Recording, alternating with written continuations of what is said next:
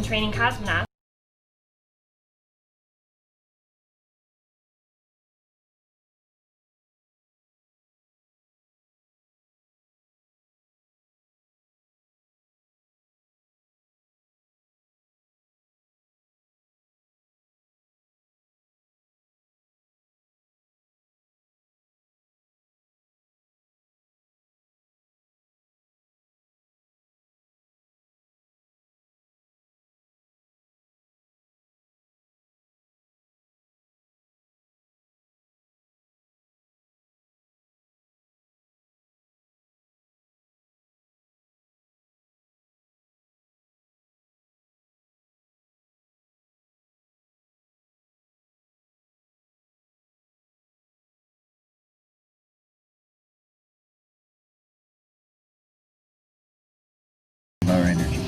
So you can see it in the video. All the hoses are within the ring, and so they all fit in nicely, so they shouldn't interfere with us. Sounds great and looks great. Thank you. Well, a lot had changed in 11 years since he was up there. So he did get most of the information again, and it was a new experiment, so he hadn't seen that either. He did great. He's a quick learner. It's great to work with, very methodical, and good humor, which is always, we like to have fun when we're training.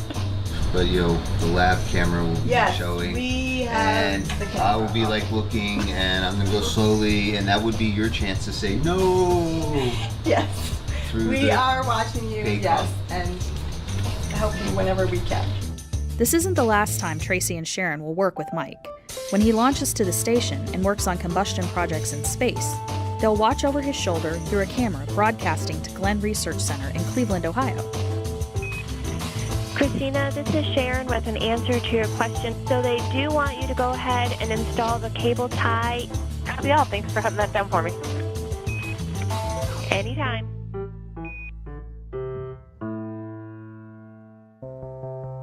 Being able to operate and maintain the space station while conducting crucial research could get overwhelming. Luckily, astronauts have strong support teams on the ground and often develop personal connections to the research. I was so impressed at the different things we'd be working on, cancer or Parkinson's or even Alzheimer's disease. So as a physician, these meant a lot to me. These personally were very important experiments that we needed to do. But in all honesty, the entire crew, not just myself as the physician, were excited about working on these experiments. You get a little nervous at first as you begin to pipette or even utilize a microscope, which I hadn't used in years. But you quickly learn because you realize how important it is to the science, and the investigators and scientists running you through all these experiments were fantastic and just walked us through every step of the way. Yeah, just keep us posted, but Drew and I are ready to continue up. Good working with you guys today, and I'll see you soon. We got here on a Thursday, and it's currently Sunday. We put in a big day yesterday filling up these wells with gel solution and getting ready for handover at 7:30 a.m. on Monday, ahead of launch on Tuesday afternoon.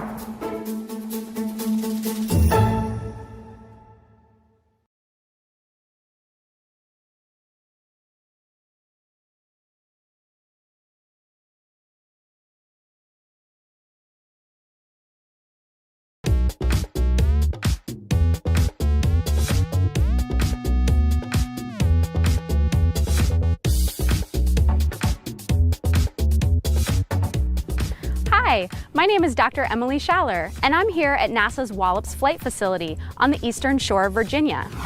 We're here because NASA is using airplanes to study hurricanes. The mission is called HS-3, which stands for the Hurricane and Severe Storm Sentinel. What's a Severe Storm Sentinel? It's actually a remotely controlled airplane called the Global Hawk Unmanned Aerial Vehicle, or UAV. Pilots fly the plane from a cockpit on the ground. NASA is using these Global Hawks to study hurricanes in the Atlantic Ocean by flying over and around them. The Global Hawk can fly for very long periods of time at very high altitudes. It can fly almost twice as high as a commercial jet, and it can fly for over 24 hours without stopping. That's why scientists are using the Global Hawk for the HS-3 mission, so they can continuously study storms as they develop. Forecasters have a pretty good idea of where these storms go, but what they want to know is, will they grow? We spoke with NASA mission scientists about how the Global Hawk will help improve their understanding of hurricane formation and growth, and why it's so important for us to learn more about hurricanes. The Hurricane and Severe Storm Sentinel has a goal to try to better understand the processes that control the intensity of storms. The ability to predict the intensity is very important because it impacts people in the coastal zones who, if they're anticipating, say, a tropical storm, a Category 1 storm, and they end up getting a Category 3 storm, it makes a big difference in terms of their ability to prepare and deal with the storm consequences. And this is really important because a category of a hurricane is the intensity of the winds associated with a hurricane. So a Category 5 hurricane is much more destructive than a Category 1. So being able to predict the difference between just a tropical storm, a Category 1, up to a Category 5 is really crucial to saving lives and lessening damage and so forth, particularly saving lives. The benefit of HS-3 compared to any other hurricane mission is the fact that we have these planes able to fly upwards of 24 hours, and being able to monitor a storm for that long period of time and getting constant data, we can actually catch changes in the storm. Use 2 Global Hawks. One Global Hawk flies over vast areas around a hurricane. It measures the environment that a hurricane is embedded in. And then the second Global Hawk, instead of sampling the vast area, it goes right in to look at the eye and the eye wall and the inner core processes of a hurricane.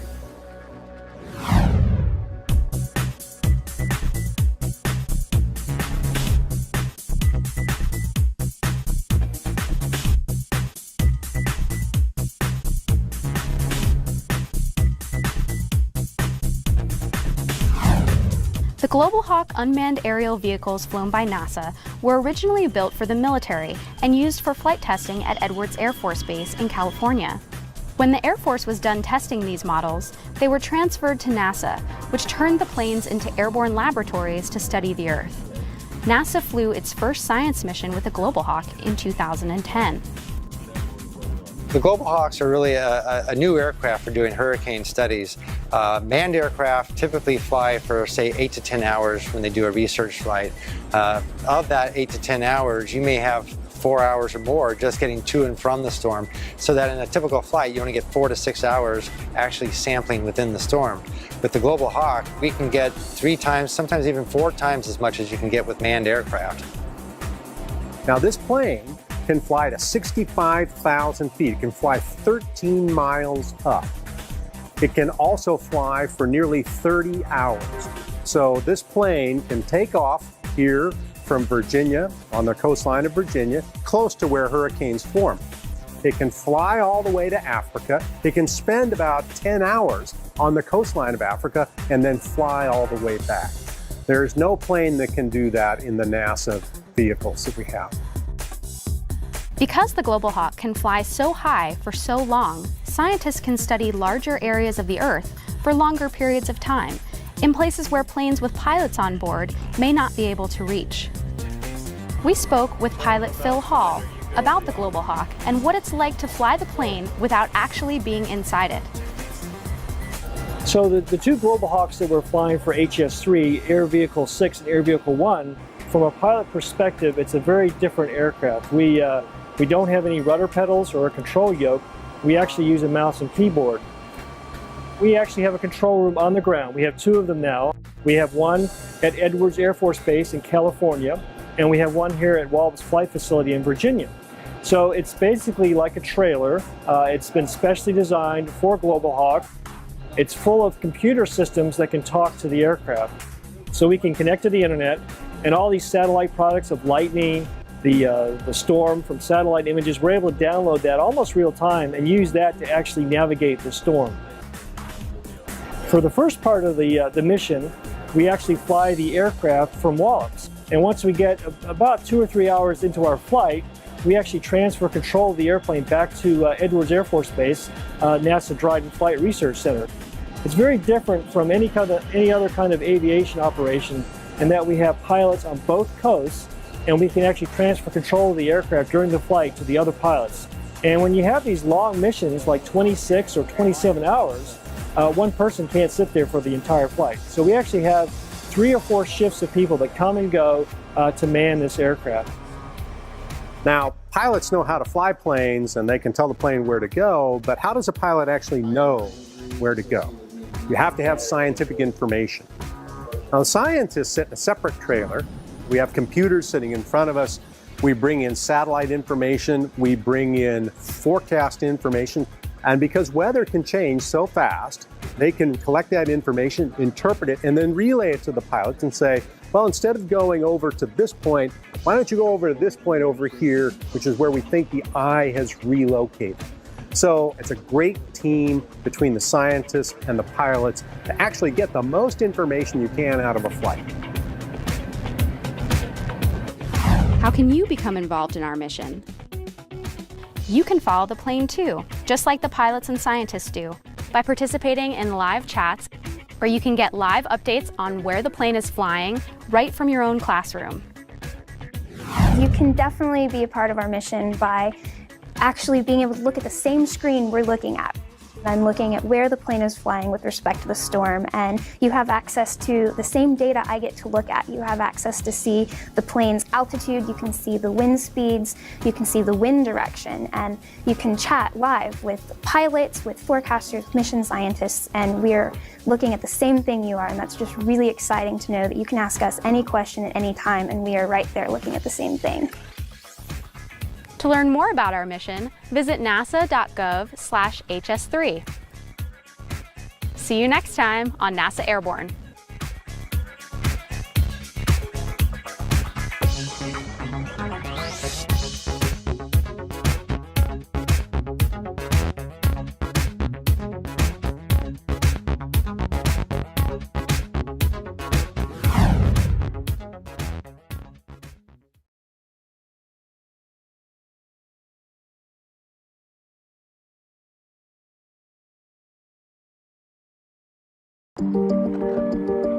We are in Death Valley testing terrain relative navigation, the new technology for Mars 2020.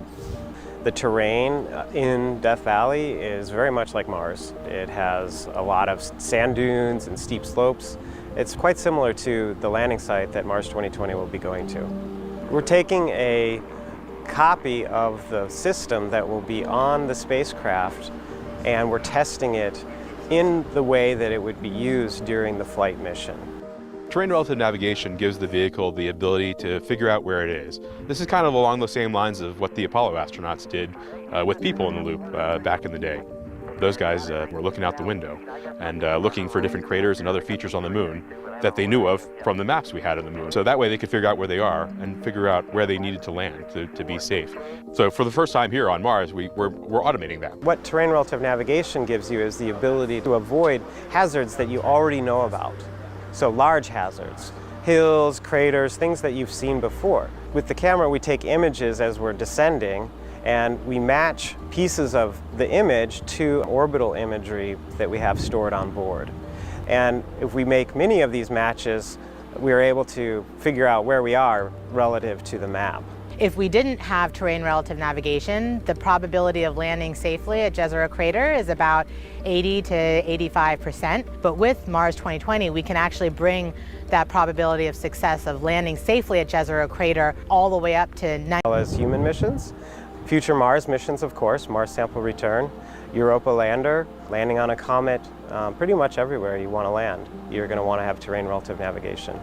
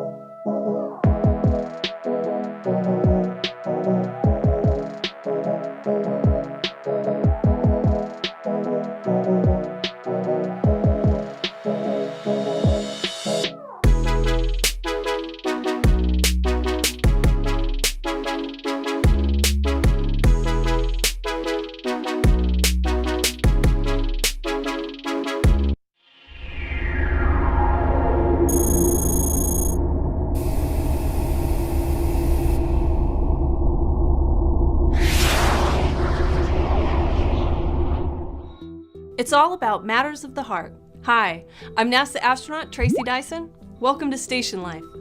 The focus of today's show is on matters of the heart as they relate to good cardiovascular health. We'll take a look at how NASA keeps astronauts' hearts healthy off the Earth and International Space Station that can keep all of us healthier here on the Earth. Houston on 2 for velocity calculation. Assembly, steps 4, 5, and 4, 6. We're moving on to step 5. Go right now for that activity. Thank you. Okay, Tracy, we copy, and that's good information. We'll pass it along. Cardiovascular disease, including heart disease, stroke, and high blood pressure, is the #1 killer of men and women across America. Fortunately, many studies have shown that healthy habits, including good nutrition and exercise, are important for maintaining a healthy heart here on Earth. Those habits are even more important for astronauts on the International Space Station. Living in microgravity for 6 months changes our bodies in a number of ways. Without gravity, we lose bone mineral density, our muscles atrophy, and our cardiovascular system gets weaker. Some of our studies have shown that in space, the size and shape of our hearts may actually change, which could make it difficult to do our jobs when we get back to Earth or even land on Mars. On Earth, our heart and blood vessels are well adapted to work against the downward pull of gravity. In space, however, there's a tendency for blood and other bodily fluids to accumulate in the upper body. Let's take a look at one of the consequences of this fluid shift. We have recently identified that some astronauts experience changes in their vision, which might be related to the cardiovascular system. Our hearts pump blood around our body through blood vessels.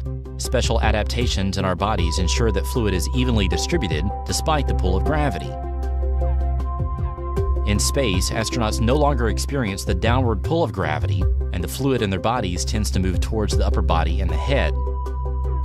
Our cranium is a rigid container. As the fluid moves towards the head, it causes the pressure inside the skull to rise. This is known as increased intracranial pressure. The optic nerve travels from the brain to the eye. The increased pressure from the cranium travels down the nerve and affects the eye. It causes the optic nerve to be squeezed and the optic disc, where the optic nerve meets the eye, to swell. The back of the eyeball flattens as pressure builds behind it, and the blood vessels in the back of the eyeball also swell. These changes can affect the astronaut's vision. One change is that the astronauts become farsighted. A second change is that they can develop cotton wool spots, which represent damage of the nerve fibers in the back of the eye. These can cause discrete areas of vision loss. NASA is working to understand and prevent these changes in astronauts, which may also help us understand and prevent related vision changes here on Earth.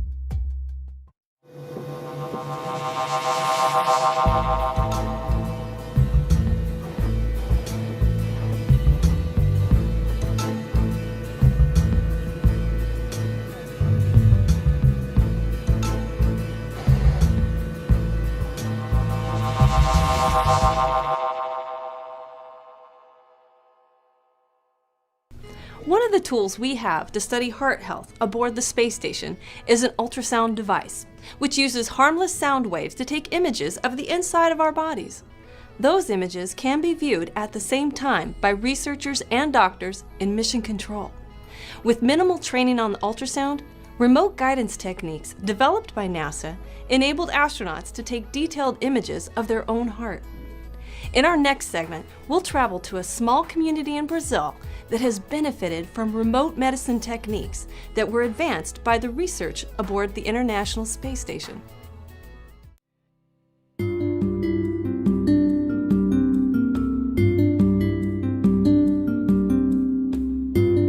Minas Gerais is a large state.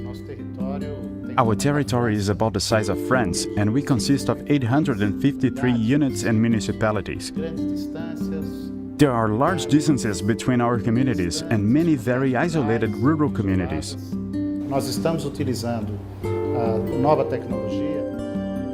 We are using new technology that impacts the quality of prenatal care and the diagnostic capacity of the primary care doctor in these situations involving distant, isolated communities.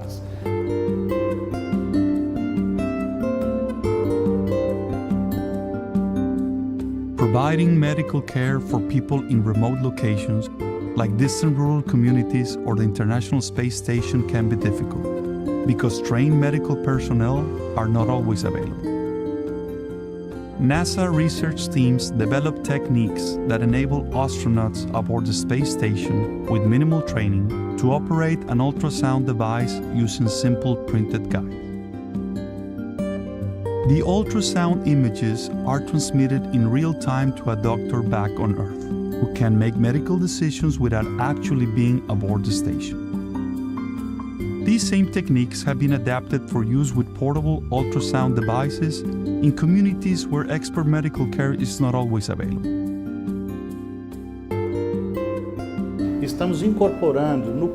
We are also incorporating the first aid and emergency care components, improving first aid at the scene of the accident and enabling the use of ultrasound to communicate to the medical communication center.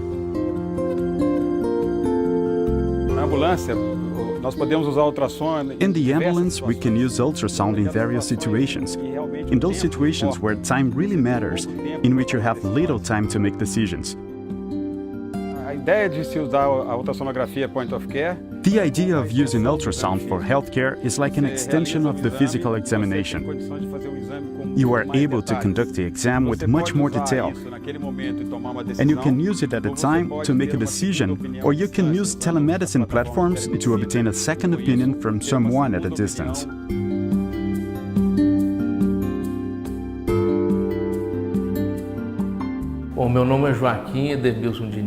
My name is Joaquim Diniz. I'm a doctor in the town of Manga. In Manga, people live with a particularity, and that is isolation.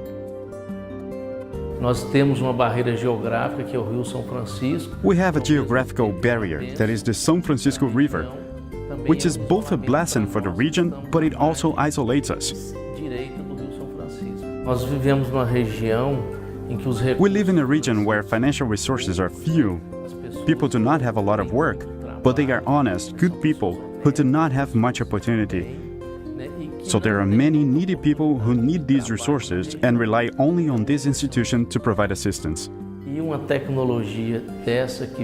This is a technology that helps us solve many problems.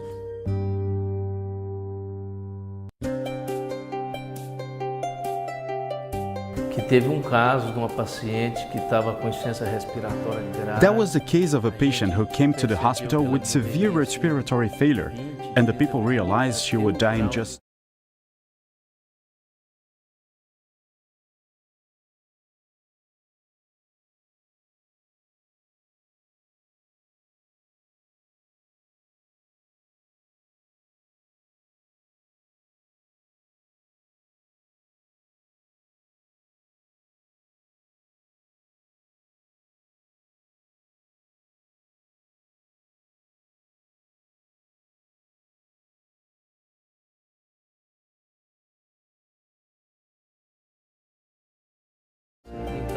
This ultrasound was instrumental in saving the life of that patient.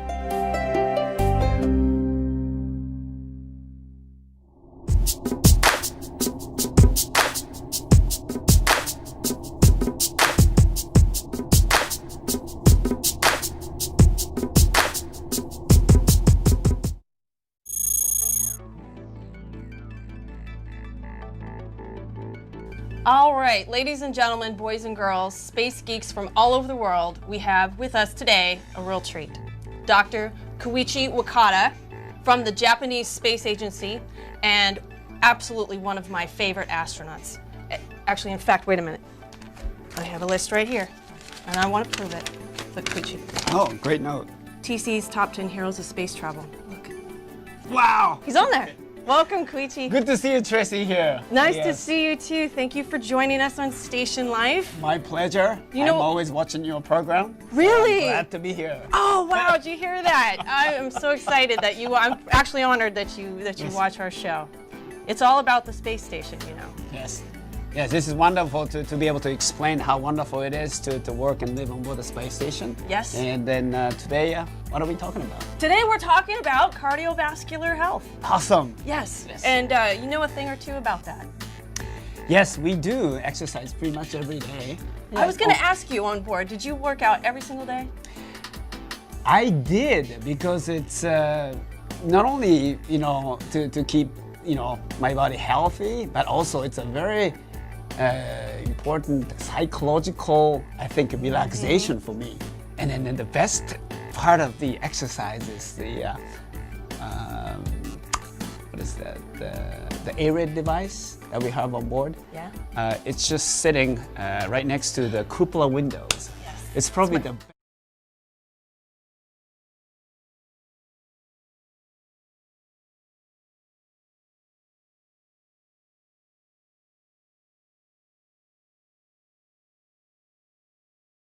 How many schools aren't open right now? Windows 7, and then most days, because the space station is oriented with the belly of the space station facing the Earth, which means that the cupola windows are facing the Earth, and there we are on the ARED, above it, below, however you want, whatever your perspective is. But anyways, we're right in line, looking out that window, which seems to us like we're on a bench. We're doing our bench press, and we're looking out that window. And I remember doing my exercise one day, and I saw red soil go by, and I'm like, that's Australia! Exactly. So yes. you can practice geography at the same time. Can you tell us a little bit about Sprint and what that was all about? Right, Sprint exercise, a new protocol, and already several astronauts have tried that method, and perhaps the prescription of like a higher intensity of exercise, but less volume or less number of exercise days. For example, like if I onboard the space station 7 years ago, I pretty much exercised like running for 40 minutes in the same pace. But here, as far as cardiovascular is concerned, we have like a sprint running, like for 30 seconds sprint, and 15 seconds rest, another 30 seconds of run. But it's only like 6 or 7 minutes, very short interval, but high intensity training. And you do that like 3 times a week instead of 7 days a week. Wow. And so it's like a smaller number of days of exercise, but the higher intensity. And that's part of the sprint protocol. So 7 years ago when I was on board the space station, I used the previous protocol, which I exercise every day. But this time, it's a smaller amount of time actually. But the results were pretty good. I was able to walk right after landing, and so I think this new protocol is working very well. Wow, so if you compared when you were on board and landed 7 years ago to now, when you did this new protocol and you exercised more and you had probably more emphasis on the exercise because you have more equipment to work with. Right. A big difference, did you notice? As for after landing, I don't see very much difference. So that means that's such a very efficient way to do exercise, because if the results are the same, if you spend less time and exercise, that means it's a very efficient way of exercising. So maybe we can utilize that in the future when we go to beyond low Earth orbit, when we go to Mars, and then so a lot of new protocols are being tested on board the station. Yeah, and I can see. If Nikola Tesla applied to Tesla, would we even give him an interview? It's not clear. Spend less time working out and get the same benefits as if you were working out for 2 hours or something? Right.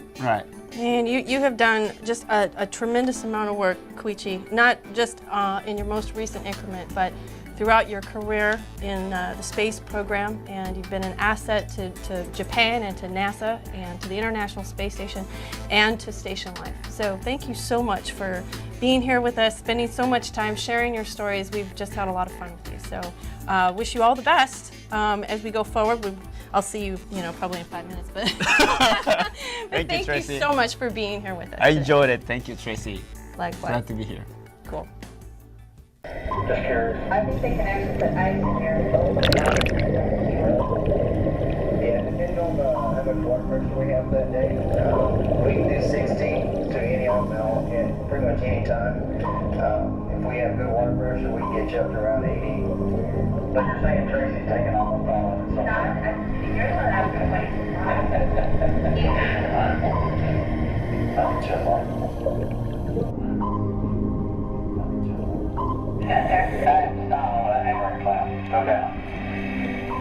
Thank you for that.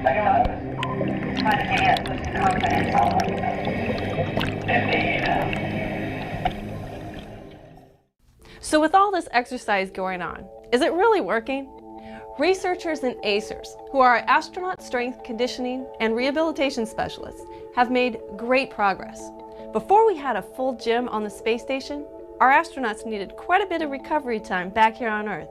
Today, our astronauts are coming home in excellent health. My name is Mark Williams. I'm the lead astronaut strength and conditioning coach. On board at the International Space Station, we have 3 pieces of hardware. We have a cycle, which we call CVIS. We have a treadmill, which is called T2, and we have a resistive exercise device, which is called ARED. And each device is specifically designed to do certain things for the astronaut. We try to do one of those particular devices every other day. One of them we're going to get a little bit better cardiovascular fitness out of it. The other one we get a little bit more impact loading, like running on the ground. So that affects muscle, it'll affect a little bit of bone, does things. Those are the physiological aspects of it. But then also making sure when they come home from a 6-month flight that they don't come home like a bowl of Jell-O.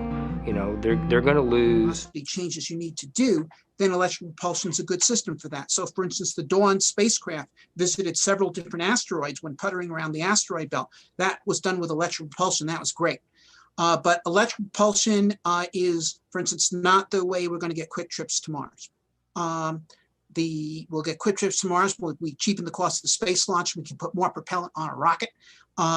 If that's what we want to do. Actually, if we can get more stuff to orbit, I'd prefer to deliver more payload. But electrical propulsion is a useful ancillary technology. But until we have very high energy, high power to mass ratio space power systems, very high power to weight space nuclear power systems or fusion power systems, electric propulsion will remain an auxiliary technology. If we do get that kind of stuff, well, then the situation will change. And especially for the outer solar system, where you've got more time to pick up speed. But if it takes you 6 months to pick up speed, you can get to Mars in 6 months with chemical propulsion. But right now it takes several years to reach Jupiter. So an electric propulsion system might be useful for that. Here's a classic for you. Do you like the current plan of going to the moon, from the moon to Mars, or do you think we should go straight to Mars? Well, if you want to go to Mars, you need to go to Mars, okay? There's reasons to go to the moon before going to the moon, but the moon is not the way to go to Mars. Going to the moon is the way to go to the moon. Do you have any advice? I kind of asked him about advice for young people that are interested in Mars but don't know how to help directly. Do you have any advice for those folks? Well, first of all, if you want to participate directly, learn all the science and math you can. That way you can become a scientist or an engineer. Although there's going to be other fields necessary for colonizing Mars, agronomy, we're going to want to have automated, highly productive greenhouses, genetic engineering of new crops. All the sciences come into play. This is a vast human endeavor. And if you're not inclined towards the sciences, if you've got a way of spreading the vision, as Elon said, we need both the will and the way. And people who can recruit other people to the cause are as valuable as people who can participate directly. Here's a really good one. Do you think the first civilization on Mars will be more of small living spaces, like small bubbles and such? All the negative things that can happen when you don't exercise, when you don't do physical work every day, that we're actually genetically designed to do. So I would say that cardiovascular health is important from the aspect of the heart and the blood vessels are the communication system in your body. So the experiment that they're demonstrating in the background is the primary measurements in our cardiovascular experiment called CardioWalks. And it's primarily looking at the health and function of the arteries in your body. In this particular case, they're scanning the brachial artery, and we use that as a surrogate for the arteries in your heart, the coronary arteries. So we're able to see how they would respond to stress. And obviously, if they respond well, then we've got good cardiovascular health, and it has a good prognosis long-term for the health of the heart. So they're looking specifically. A much bigger endeavor. SpaceX is taking on the biggest single. Expands and contracts with each heartbeat, and then we also we stress the vessel, and we see how well it expands. And those are key functions in your ability to adapt to stress when you're exercising or shortage on Mars. Mars needs people, and it's going to be shorthanded for a long time. So all kinds of labor-saving machinery, robotics, artificial intelligence, energy technology. Primarily at the health and fitness, as you might say, of the arteries. The unique part of CardioOx is we're actually looking at 5 years after the mission. So most experiments just look pre, some in and post-flight. We're actually interested in long-term health of the crew members 5 years later, where their stress is involved with spaceflight, which might have caused some issues for them. Sprint is another experiment that looks at cardiovascular, but it looks primarily at the cardiovascular fitness end of things, how hard you can work. We call it VO2 max or maximal oxygen consumption. How hard you can get your body to work during space. And the VO2 max test is very good because it's an integrative test of the cardiovascular system. It brings together all the function of the cardiovascular system so you can work as hard as possible. So these experiments together give us an idea of what's happening on the functional side of things, the Sprint study, and then on the I don't want to say pathological, but on the health side of things with CardioOx. And then with the CardioOx Twins experiment, we're also then looking at how genetics affects those things. My name is Stuart Lee. I'm a lead research scientist in the Cardiovascular and Vision Laboratory at Johnson Space Center. We're working off the Earth for the Earth.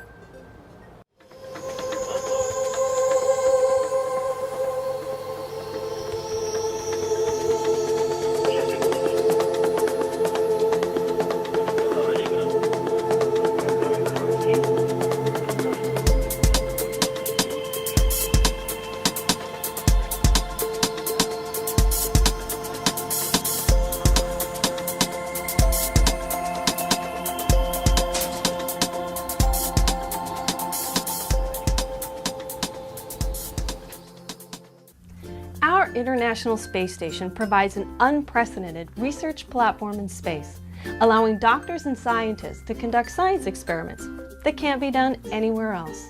For NASA, keeping our astronauts' heart healthy is vital for continuing the journey off the Earth.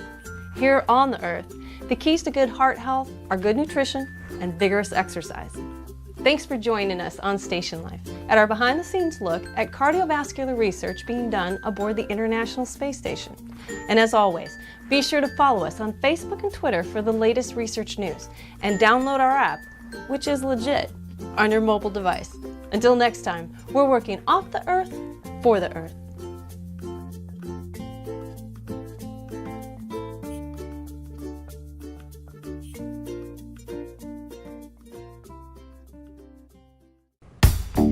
Here on Earth, we all know about gravity. But what you might not realize is that depending on where you are on the planet, the strength of gravity is different. For example, up here on a mountain with all this mass under me, gravity is stronger. Water also has mass. And the Earth has a whole lot of water, it's moving around, it's changing phases. If you can track the change in gravity, you can track the change in mass, and that means you're understanding the movement of water. NASA's about to send the GRACE follow-on mission, which will continue to do just that. Let's learn about it on this episode of Crazy Engineering.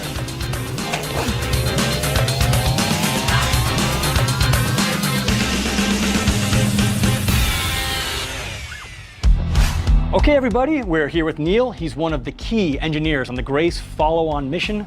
Neil, thank you so much for joining us and answering our questions. Why do we call it GRACE follow-on? So GRACE stands for Gravity Recovery and Climate Experiment. We're using gravity to track water motion around the planet. And the follow-on is because we've done this before and we're doing it again with 2 new satellites. The original GRACE mission was launched in 2002. They lasted for 15 years and provided amazing science for the scientists. Both of these missions have 2 satellites. Can you explain to us why we need 2 satellites instead of just 1? So we need 2 satellites because we're trying to measure very precise small amounts of gravity changes in the Earth. The Earth is actually lumpy when it comes to gravity. Far away from Earth, gravity is just a single number, but as you get closer to the Earth, the gravity changes because the Himalayas have a little bit more mass, certain areas have less mass. And so as a satellite is orbiting the planet, as it comes towards a large mass, like the mountains, it actually will speed up. And then as it leaves, it will slow down. And so with 2 satellites, we're able to measure the distance between the 2. How far apart are these satellites, and just how precise do they have to have the knowledge of each other's position?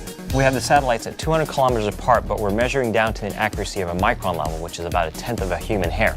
That is extremely precise. It sounds like a very hard engineering problem. What's the technology that lets us do this? We're using microwave technologies at about 30 gigahertz. Repeat or solve in a new way all the development that went into the Saturn V and all the development that went into the space shuttle, and additional development being orbital refilling. Now, this guy, he's got the best rocket team since von Braun. That's why I asked him several questions about who does he hire, how does he approach this, because, you know, as impressive as the actual space flight hardware of SpaceX is the organization itself. It's just from the point of view, you know, I run a company, I have 20 employees, so it doesn't compare to SpaceX, but still it is hard to hire the right people and to hire so many people and choose the right ones on such a scale and organize them to be effective. And this is incredible management skill here. It kind of reminds me of the story you told at one of our banquets a couple years ago when Elon was just thinking about starting SpaceX, and wasn't he actually involved with the Mars Society before that? Well, yeah, Elon was actually a member of the board of the Mars Society for a while. But, you know, he decided that he could accomplish much more by creating a launch company to open the space frontier. You know, that he set himself the hardest task that needs to be done to make all this possible. And what we need to do is go and recruit more Elon Musks to solve the problem of space nuclear power, to solve the problem, you know, of good life support, of solve the problem of automated agriculture. There's a whole bunch of technical problems here that need to be solved. And there's money to be made doing it, by the way. There's a lot of money waiting to be doing it. And these are hard problems. There are people working on small modular nuclear reactors right now. They are small relative to commercial reactors on Earth, but they're large relative to any power system that has ever been done in space. These are entrepreneurial efforts. And, you know, this is a hard thing to do, to make money in that business. I mean, frankly, if all Musk had done was make money in the electric car business, he would have, you know, defied the odds, because no one ever did that before either. But there's a lot of other businesses here that need to be taken on, okay? And I see our job in the Mars Society is inspire people to want to take them on. And hopefully some of them will succeed and all the pieces will come into play. What do you think of the operation that he's got going on down in Boca Chica? I've heard you describe it as a Starship production line, essentially, that he's building, not just one vessel. Yeah, I went and I visited him down in Boca Chica in February, and I saw this thing growing there. It was a sight to see. You know, he at that point had about 250 people there. My guess, we didn't ask him today, but my guess is he probably has tripled that by now, and he'll triple it again in the next 6 months. He's not just developing a ship, he's developing a shipyard. The Starship, in addition to its performance characteristics in terms of how much payload it can do and so forth, is designed to be mass produced. Okay, this is a mass production, fully reusable heavy lift booster. He wants numbers. And, you know, he's learned that, you know, the first launches of vehicles, it could very well fail. He is turning out these prototypes right now at a rate on the order of 1 a month. So he's prepared to take losses. And you heard him today say, we expect the first several to fail. Okay, NASA could never afford a space shuttle to fail. Of course, 2 did over the course of the program, and that was those were total disasters, mega disasters. And both from the human life point of view, but also from the financial point of view and the program capability point of view, he's not going to launch a Humans to Mars program with 4 starships. He'll probably have 100 by then, and more after. When you think of NASA, you probably think of space exploration, which is a huge part of what NASA does. But what you might not know is that aeronautics, the science of flight, is also an important piece of NASA's directive. It's even in our name, National Aeronautics and Space Administration. In fact, NASA was conducting flight research long before we put a man on the moon. NASA has flown some of the world's most advanced research technologies, leading to innovations in safety, speed, and efficiency. We here at NASA's Armstrong Flight Research Center have been on the cutting edge of aeronautical development in pursuit of our goal to advance technology and science through flight.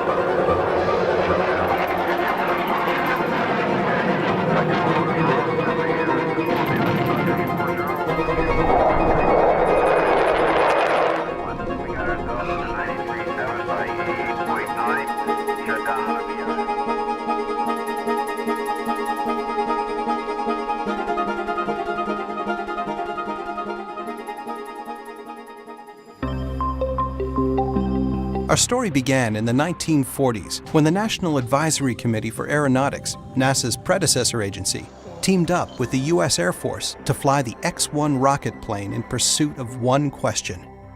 Could an aircraft and its pilot fly faster than the speed of sound? A B-29 will take the XS-1 aloft and launch her at an altitude of about 35,000 feet. The relay's big moment. Through the sound barrier. The first time ever in level flight. They successfully answered that question in 1947. New X-planes soon followed, and throughout the 1950s, these aircraft made headlines with ever higher speed and altitude records. The fastest and most remarkable of all the rocket planes, the X-15, was flown from 1959 to 1968. There was simply nothing else like it.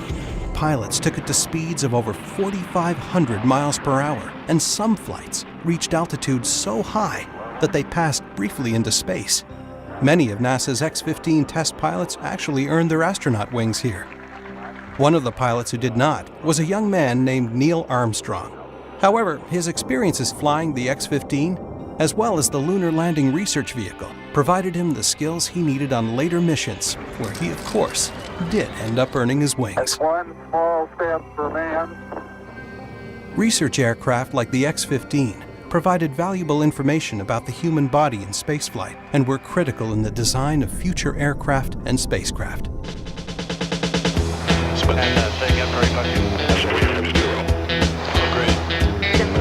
The Armstrong Flight Research Center introduced the world to wingless experimental aircraft.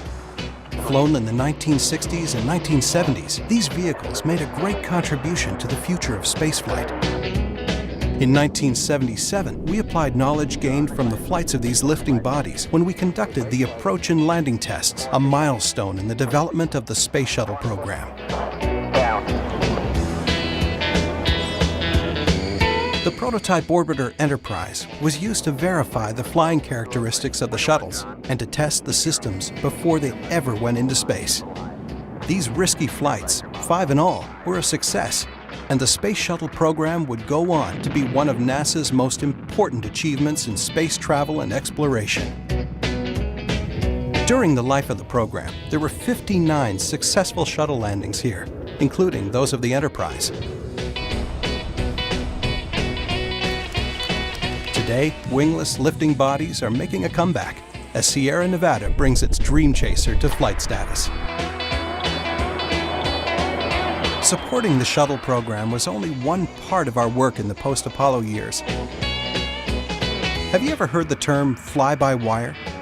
It describes the use of electronics and computers to control an aircraft. Taking the place of mechanical or hydraulic systems, fly-by-wire technology was first tested on a modified F-8 aircraft in 1972. The flights were dangerous, but they revolutionized aviation. A fly-by-wire production system first appeared on the Air Force's F-16 and is now common on all new commercial airliners, most new business jets, and even in family automobiles as drive-by-wire systems. ABS brakes, cruise control, accelerators, even steer-by-wire are technologies derived from research done at NASA Armstrong, and all are now part of our daily lives.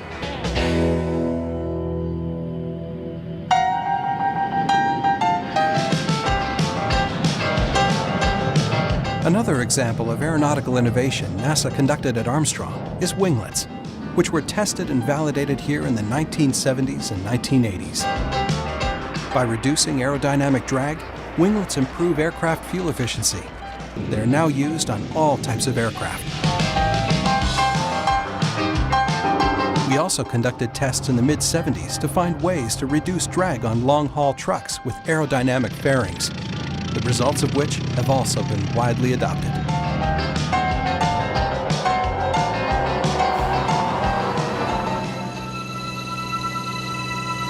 As far back as the 1960s, NASA Armstrong pioneered the use of a ground control station from which to fly unmanned aerial vehicles, known as UAVs.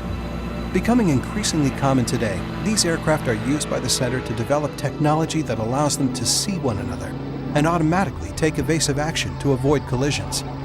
Known as Automatic Dependent Surveillance Broadcast, or ADS-B, this tracking technology is something that all aircraft operating in U.S. airspace must adopt by January 2020 in order to comply with FAA regulations. Between 2007 and 2009, one of our UAVs, known as Icana, flew over thick smoke and haze to record hotspots and the progression of wildfires in California. Data from the aircraft sensors was downlinked and overlaid on Google Earth maps, then transmitted in near real time to the Interagency Fire Center, where it was made available to fire incident commanders to assist them in allocating their firefighting resources. The effects were dramatic enhancements for the fire crews. Armstrong also operates two early model Global Hawks, another type of UAV. These aircraft can fly long distances, remain airborne for up to 32 hours, and can carry large payloads of instruments into areas, such as hurricanes, that are too dangerous for scientists to fly in. NASA has long been involved in Earth science research, and the Armstrong Flight Research Center operates a variety of aircraft to support this directive, including two ER-2s, a DC-8, and a C-20, as well as the large UAVs. These aircraft are equipped with instruments that researchers use to obtain measurements of environmental phenomena, such as the thickness of ice sheets, precipitation, and air quality. Measurements and readings are often combined with global satellite observations and ground sampling to better understand these environmental conditions. In the 1990s and early 2000s, Armstrong tested hybrid propulsion technology in the hopes of making aviation greener. Other NASA aeronautical research has improved fuel efficiency, lowered noise levels, and reduced harmful emissions. But much more can be done in these areas.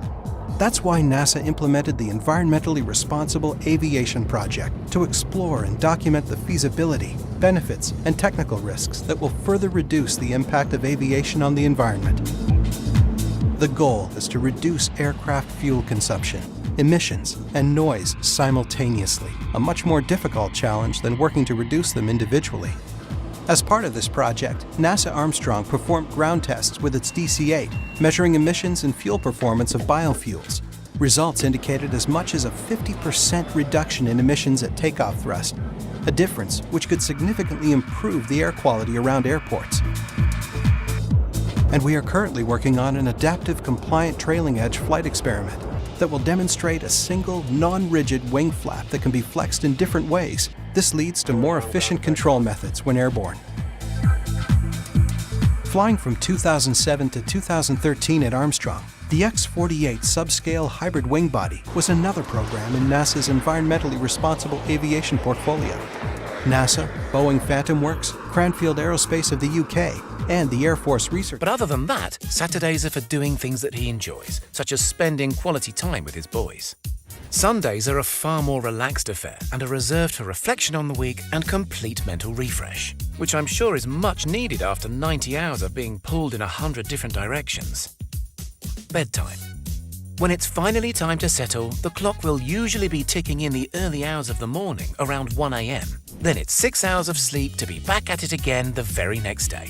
Musk's energy tank seems to be entirely bottomless, especially when you consider that he has followed this routine for not only months, but for years. This sort of lifestyle might not be for everybody, but one thing that's for sure is that it has certainly paid off. Elon Musk is one of the most successful entrepreneurs out there, and his bountiful career is definitely not a product of pure luck. Whether or not this lifestyle will be sustained indefinitely is uncertain, although as his companies mature and settle into their places as industry leaders, I'm sure that Musk will be able to shave a few extra hours off of his day and hopefully find some time to grab a bowl of cereal in the mornings.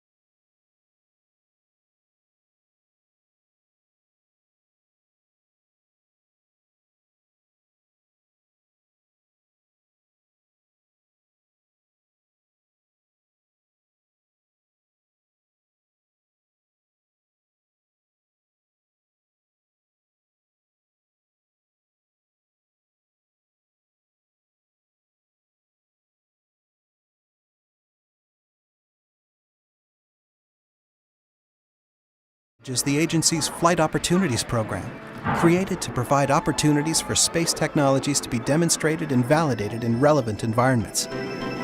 In 2011, 7 companies were selected to integrate and fly a variety of technology payloads at reduced costs, a central goal of the program. These payloads, flown on reusable commercial vehicles near the boundary of space, are helping to pave the way for future space exploration.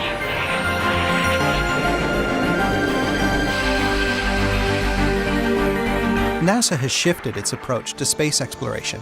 The agency is partnering with a variety of private companies to develop cost-effective crew and cargo transportation to low Earth orbit, known as LEO. Sierra Nevada Corporation's Dream Chaser space system, which has already done flight testing here at Armstrong, is one example of this. With increased reliance on private industry for LEO transportation, NASA will be able to focus on deep space exploration, taking us into outer space farther than we have ever been before.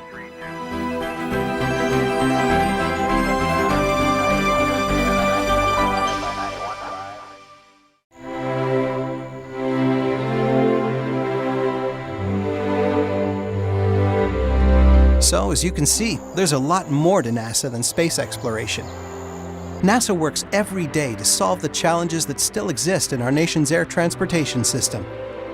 With green aviation, the agency is helping create safer, cleaner, and more effective travel for everyone through fuel-efficient flight planning and the reduction of aircraft fuel consumption, emissions, and noise. Here at NASA's Armstrong Flight Research Center, we are conducting an unprecedented array of science missions that will seek new knowledge and understanding of Earth, the solar system, and the universe.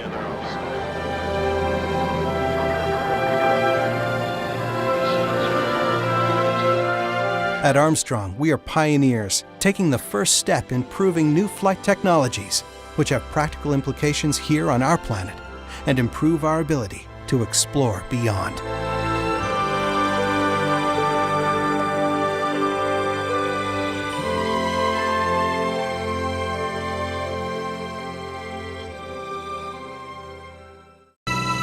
As far back as the 1960s, NASA Armstrong pioneered the use of a ground control station from which to fly unmanned aerial vehicles, known as UAVs. Becoming increasingly common today, these aircraft are used by the center to develop technology that allows them to see one another and automatically take evasive action to avoid collisions. Known as Automatic Dependent Surveillance Broadcast, or ADS-B, this tracking technology is something that all aircraft operating in U.S. airspace must adopt by January 2020 in order to comply with FAA regulations. Between 2007 and 2009, one of our UAVs, known as Icana, flew over thick smoke and haze to record hotspots and the progression of wildfires in California. Data from the aircraft sensors was downlinked and overlaid on Google Earth maps, then transmitted in near real time to the Interagency Fire Center, where it was made available to fire incident commanders to assist them in allocating their firefighting resources. The effects were dramatic enhancements for the fire crews. Armstrong also operates two early model Global Hawks, another type of UAV. These aircraft can fly long distances, remain airborne for up to 32 hours, and can carry large payloads of instruments into areas, such as hurricanes, that are too dangerous for scientists to fly in. NASA has long been involved in Earth science research, and the Armstrong Flight Research Center operates a variety of aircraft to support this directive, including two ER-2s, a DC-8, and a C-20, as well as the large UAVs. These aircraft are equipped with instruments that researchers use to obtain measurements of environmental phenomena, such as the thickness of ice sheets, precipitation, and air quality. Measurements and readings are often combined with global satellite observations and ground sampling to better understand these environmental conditions. In the 1990s and early 2000s, Armstrong tested hybrid propulsion technology in the hopes of making aviation greener. Other NASA aeronautical research has improved fuel efficiency, lowered noise levels, and reduced harmful emissions.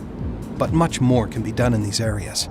That's why NASA implemented the Environmentally Responsible Aviation Project to explore and document the feasibility, benefits, and technical risks that will further reduce the impact of aviation on the environment. The goal is to reduce aircraft fuel consumption, emissions, and noise simultaneously, a much more difficult challenge than working to reduce them individually.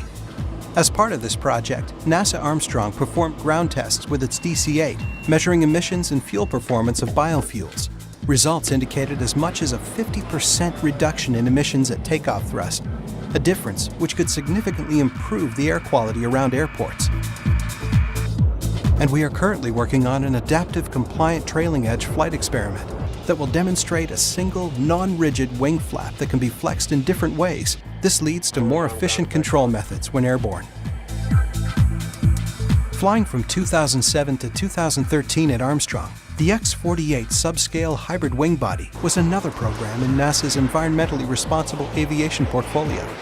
NASA, Boeing Phantom Works, Cranfield Aerospace of the UK, and the Air Force Research Laboratory partnered to study the structural, aerodynamic, and operational advantages of the hybrid model, sometimes called a blended wing body. The concept is a cross between a conventional aircraft and a flying wing. The design has the potential to yield up to 30% better fuel economy than traditional aircraft due to its unique shape.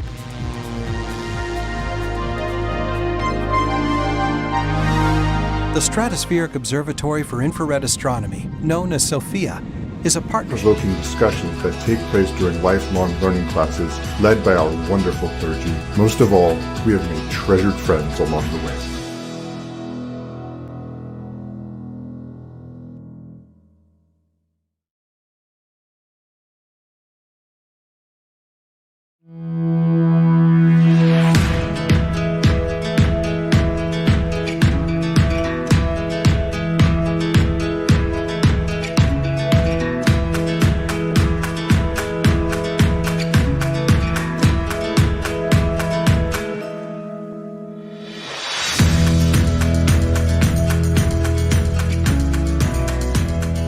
I love this synagogue. I love the people in it. What makes it so exciting is to see people that I care about and see people interact with each other. Some of the most powerful moments happen in the foyer where people are coming in and reconnecting and saying hello to each other. It's almost like a bus station where people are coming and going, and there's an energy level there that is really quite exciting.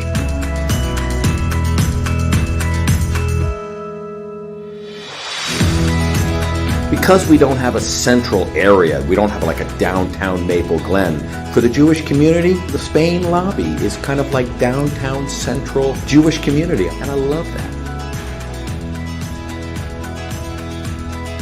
I came to Beth Or when I was looking for preschools for my oldest child. Now that she has moved up to religious school, she's taking advantage of all the fun social events with her Beth Or friends. The parents I met have become family. We love attending all of the different holiday events, song-filled family services, and challah bakes for us and for our kids. From the teachers to the staff to the clergy to the entire congregation, we have felt welcomed from the moment we walked in the door.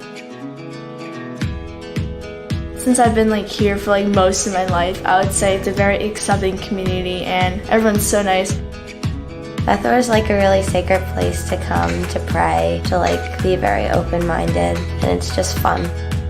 It's a good place to make new friends and learn about your religion. It's a great community and it makes you feel welcome. My family and I have been members of Beth Or for many years.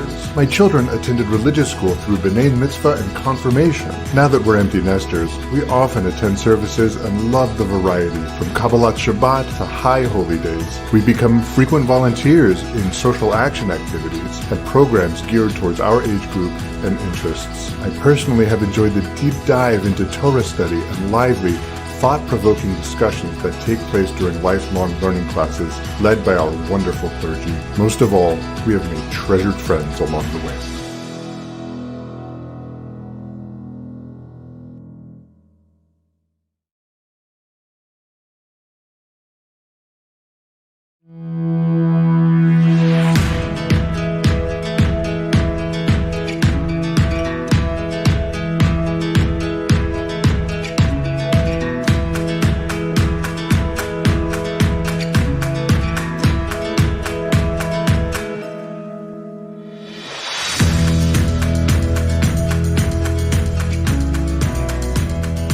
I love this synagogue.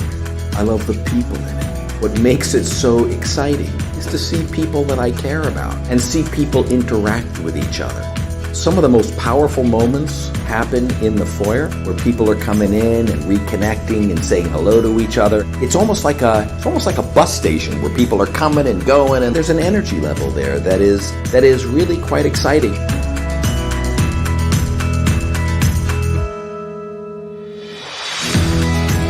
Because we don't have a central area, we don't have a downtown Maple Glen, for the Jewish community, the Spain lobby is kind of like downtown central Jewish community, and I love that.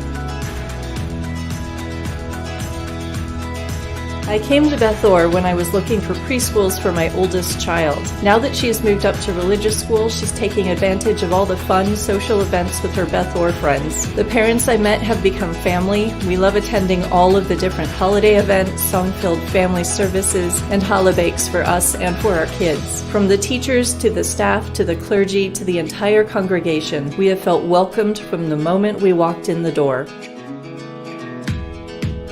Since I've been here for most of my life, I would say it's a very accepting community and everyone's so nice. Beth Or is like a really sacred place to come to pray, to like be very open-minded, and it's just fun. It's like a good place to make new friends and like learn about your religion. It's a great community and it makes you feel welcome. My family and I have been members of Beth Or for many years. My children attended religious school through B'nai Mitzvah and confirmation. Now that we're empty nesters, we often attend services and love the variety, from Kabbalat Shabbat to high holy days. We become frequent volunteers in social action activities and programs geared towards our age group and interests. I personally have enjoyed the deep dive into Torah study and lively, thought-provoking discussions that take place during lifelong learning classes led by our wonderful clergy. Most of all, we have made treasured friends along the way.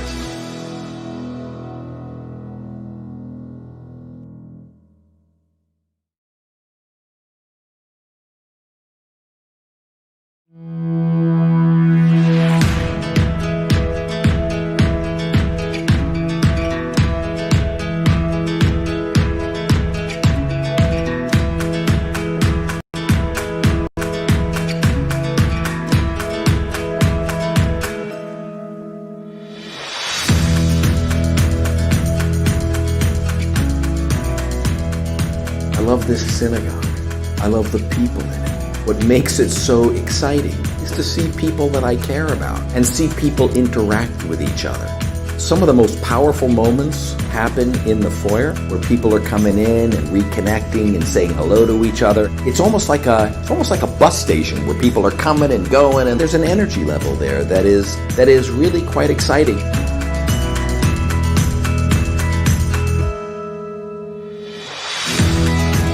Because we don't have a central area, we don't have like a downtown Maple Glen, for the Jewish community, the Spain lobby is kind of like downtown central Jewish community, and I love that. I came to Beth Or when I was looking for preschools for my oldest child. Now that she has moved up to religious school, she's taking advantage of all the fun social events with her Beth Or friends. The parents I met have become family. We love attending all of the different holiday events, song-filled family services, and challah bakes for us and for our kids. From the teachers to the staff to the clergy to the entire congregation, we have felt welcomed from the moment we walked in the door. Since I've been like here for like most of my life, I would say it's a very accepting community and everyone's so nice. Beth Or is like a really sacred place to come to pray. Shabbat Shalom, everyone. It is so great to see you, and as I'm becoming more comfortable with shifting from the people in here, welcome, welcome, and to all of you out there in the virtual space that you're in, welcome into the sanctuary. Good to see you again and have you back. Today is a very, very special day because over the past week we celebrated Simchat Torah, the fact that we ended one cycle of the Torah and now we start reading again this evening, which means that tonight is a fresh start. It is a brand new beginning. And I think this is something that all of us, I think, are in need of in one way or another. Even if it's just that it's the end of 1 week, right? We are going into Shabbat, we get to rest and start brand new. So welcome, welcome. I hope that all of you find the comfort that you are seeking tonight. For those of you who are celebrating, I hope you find all of the joy that you have and hang on to it. And it goes by quick, so really make sure you enjoy every single second of it. And we are going to begin our services with Shalom Aleichem. Shalom Aleichem, Malachei HaShalom, Malachei Elyon, Vihi Melech, Malachei HaMalachim, HaKadosh Baruch Hu. Moachem leShalom, Malachei HaShalom, Malachei Elyon, Mihi Melech, Malachei HaMalachim, HaKadosh Baruch Hu. Barchuni leShalom, Malachei HaShalom, Malachei Elyon,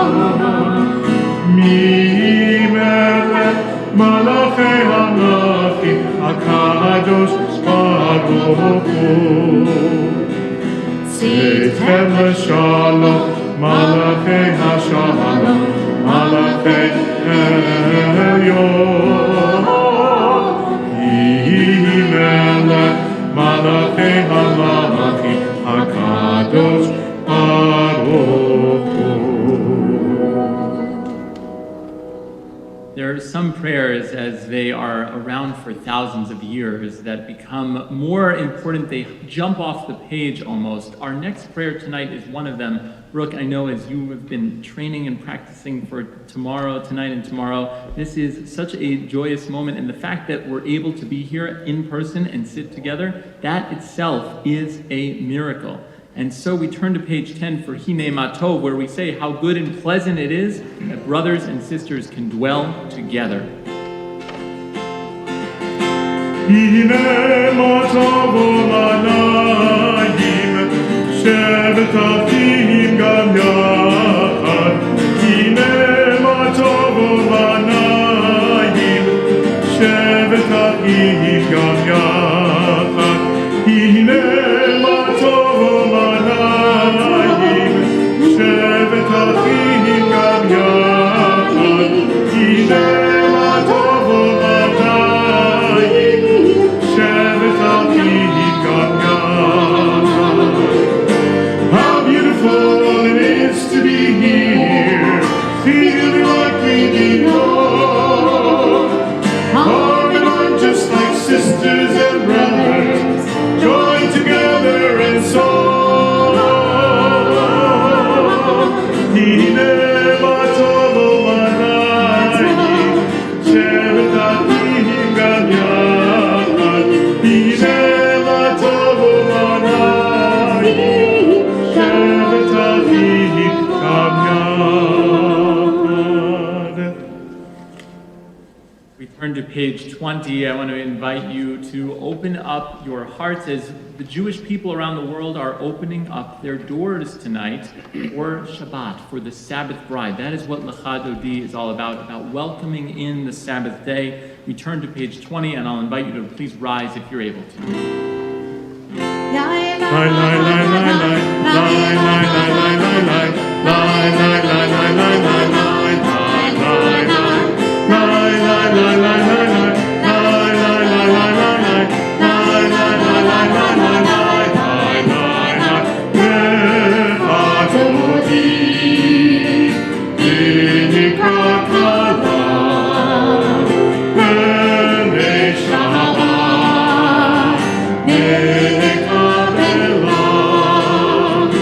Shamo v'zachor v'dibor echad, Ishmi'anu el am yuchad.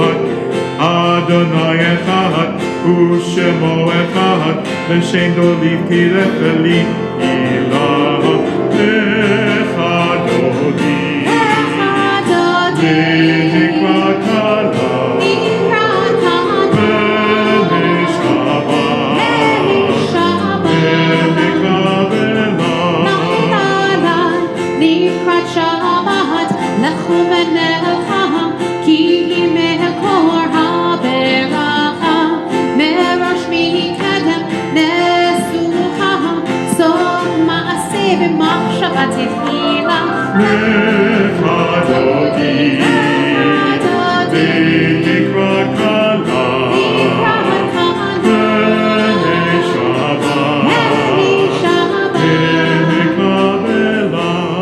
Please face the rear of the sanctuary as we welcome the Sabbath Queen. Boi v'shalom, atet bala, gam b'simcha u'sohana, toch emunei am segula, boi kala, boi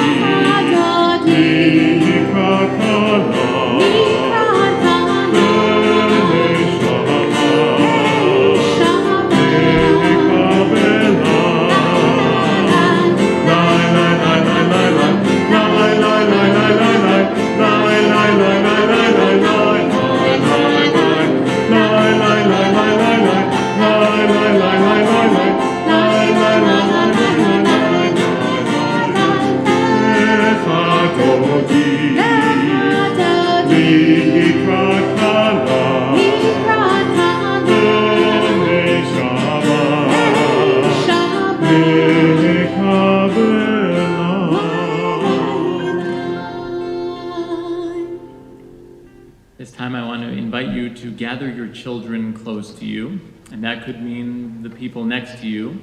It could also mean the people that you're holding in your heart tonight, wherever they may be. We're going to say these words that have been said from generation to generation, the priestly blessing.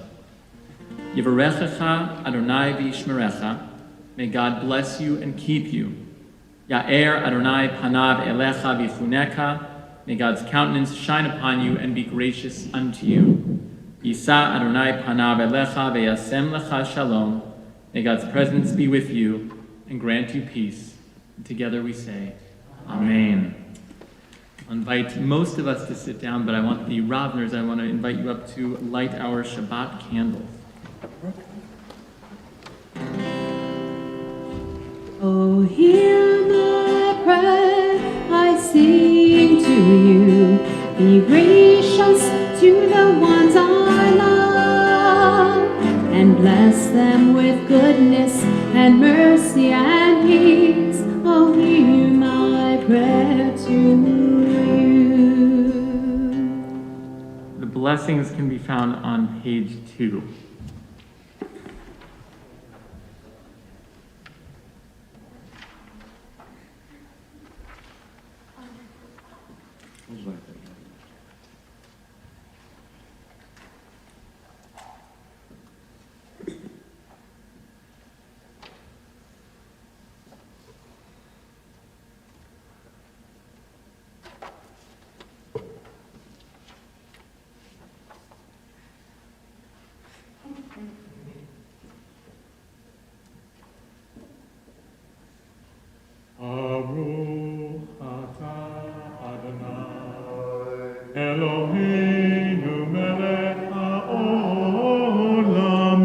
Asher kichanu b'mitzvotav v'tzivanu lehadlik ner shel Shabbat. Amen.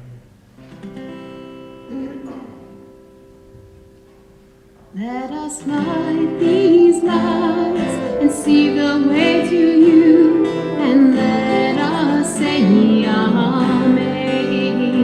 Let us light these lights and see the way to you, and let us say Amen.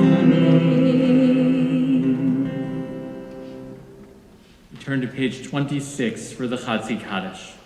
Yikra v'yikra shemen haba Yalma divra chirutei v'yamlech malchutei Echa yechor v'yom echad Uv'chayidecho beit Yisrael V'agala Uv'izma karich V'yimaru Yahei shmei Rabba mevorach Li'olam lo me'omaya Yitavorach Yitbarach v'yishtabach v'yapar v'yitama v'yitnaseh v'yitada v'yitala shemer kurusha rechu li'ela mikol b'chata v'shirata tush b'chata v'lechemata dami hiram li'alama v'yimaru.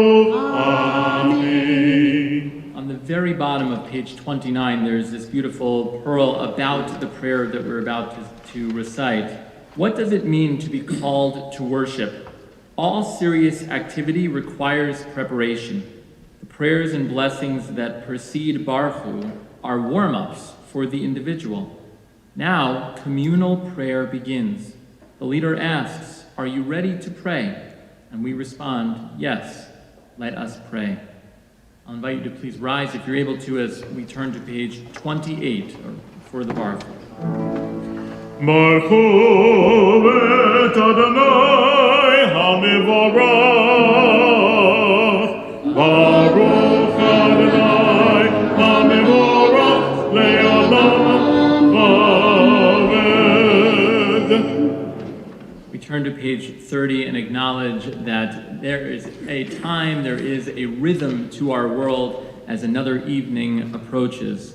Baruch atah Adonai Eloheinu melech haolam Asher bidbaro ma'ariv aravim, bechokhma poteach she'arim, uvitvuna meshane itim, umachalif et hazmanim, ומסדר את הכוכבים במשמרותיהם ברקיע כרצונו. בורא יום ולילה, גולל אור מפני חושך וחושך מפני אור.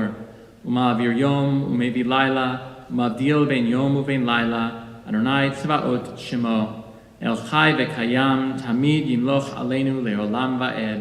ברוך אתה אדוני, המעריב ערבים. We turn to page 32 for Ahavat Olam, this idea that love lasts forever. Even though we are on this earth for a short amount of time, it is love that continues on and on.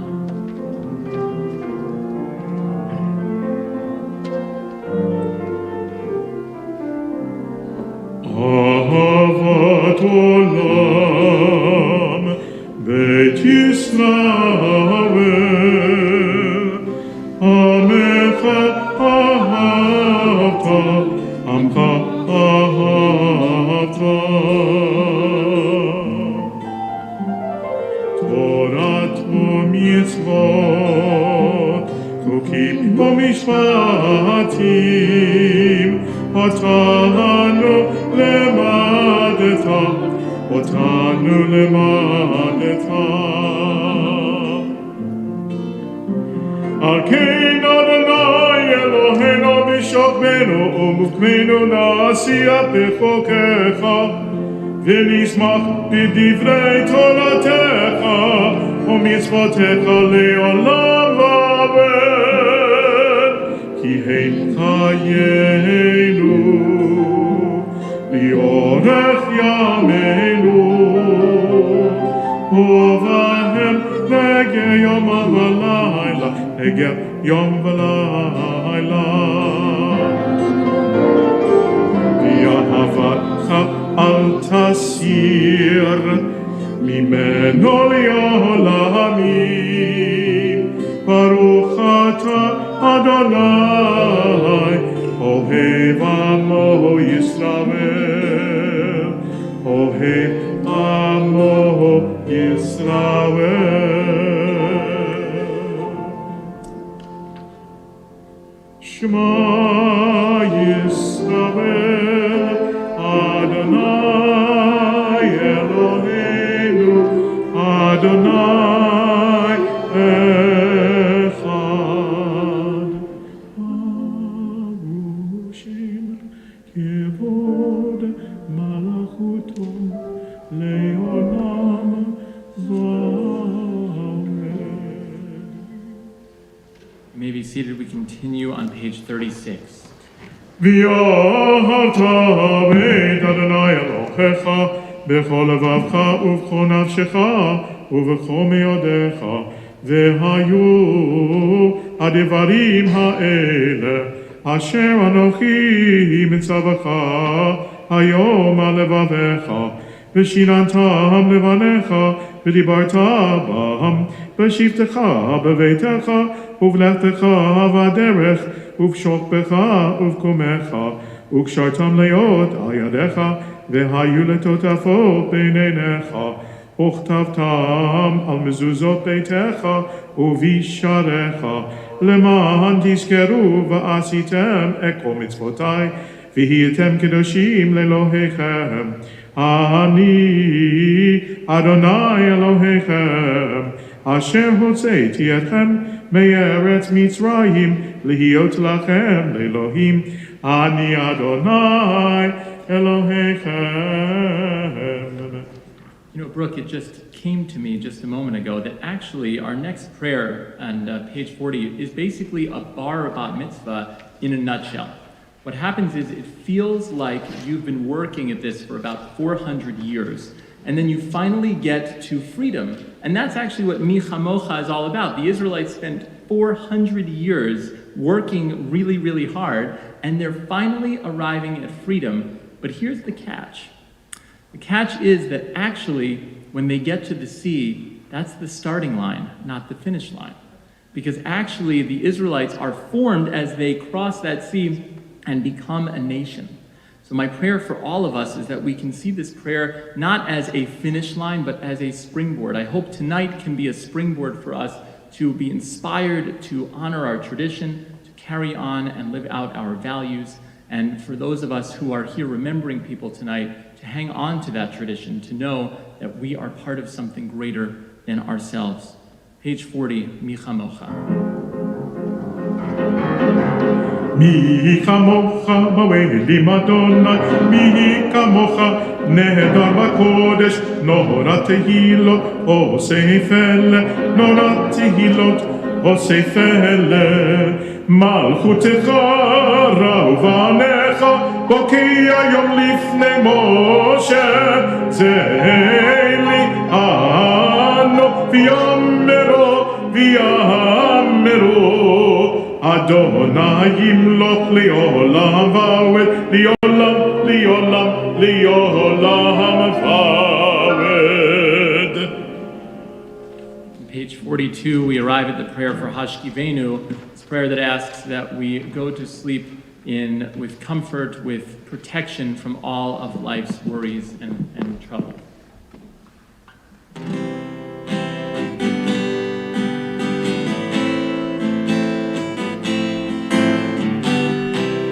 Hashkivenu Adonai, Eloheinu leShalom, v'hamidinu shomreinu lechayim.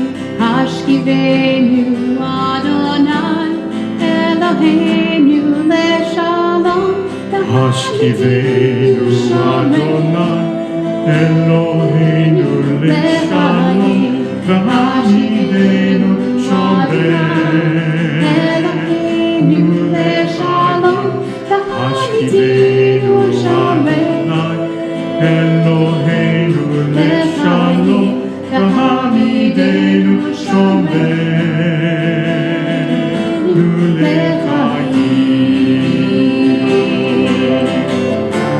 O Shmot Tzidkenu,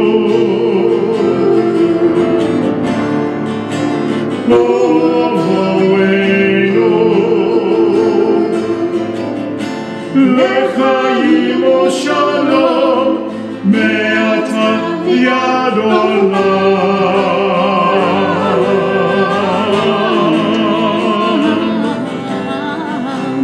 השכיבנו אדוני אלוהינו לשלום, השכיבנו אדוני אלוהינו לשלום, והעמידנו שומרנו לשלום. השכיבנו אדוני אלוהינו לשלום, והעמידנו שומרנו לחיים.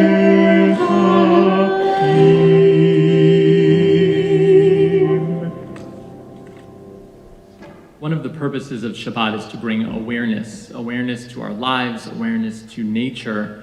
But I want to point out that as we are here tonight, we should also be aware of how blessed we are to have such wonderful musicians with us this evening. Hashkivenu was particularly beautiful tonight, even though it always is. We turn next to page 44 for Vishamru. Vishamru b'nei Yisrael et ha-Shabbat, la'asor et ha-Shabbat, לדורותם בברית עולם. ביני ובין ישראל עוד היא לעולם, כי ששת ימים עשה אדוני את השמיים ואת הארץ, וביום השביעי שבת וינפש, וביום השביעי שבת וינפש.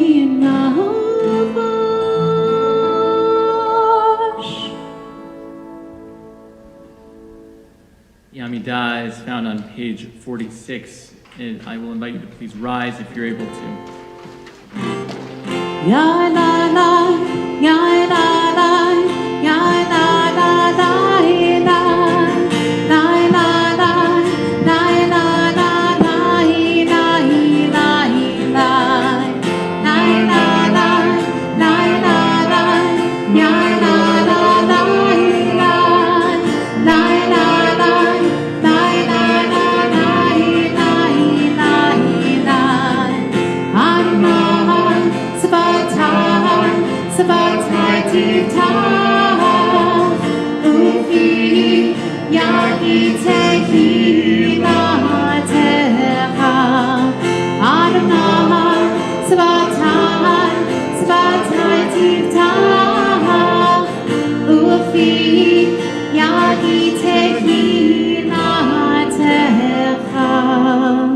Baruch atah Adonai, Eloheinu v'Elohei Avoteinu v'Imoteinu, Elohei Abraham, Elohei Yitzchak, v'Elohei Yaakov, Elohei Sarah, Elohei Rivka, Elohei Rachel, v'Elohei Leah, Ha'el Hagadol, Hagibor v'Hanora, El Hayon Gomel Chasadim Tovim, v'Konei Ha'akol, v'Zocher Chasdei Avot v'Imahot, ומביא גאולה לבני בניהם למען שמו ביאהבה מלך עוזר ומושיע ומגן ברוך אתה אדוני מגן אברהם ועזרת שרה אתה גיבור לעולם אדוני מחיי הכל אתה רב להושיע משיב הרוח ומוריד הגשם מכלכל חיים בחסד מחיי הכל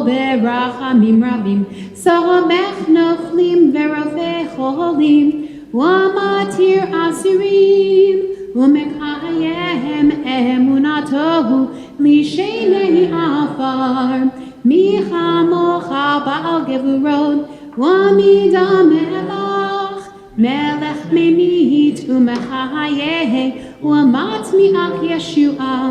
ונאמן אתה לחיות הכל, ברוך אתה אדוני מחיי הכל. אתה קדוש ושמך קדוש, וקדושים בכל יום יהללוך הסלע.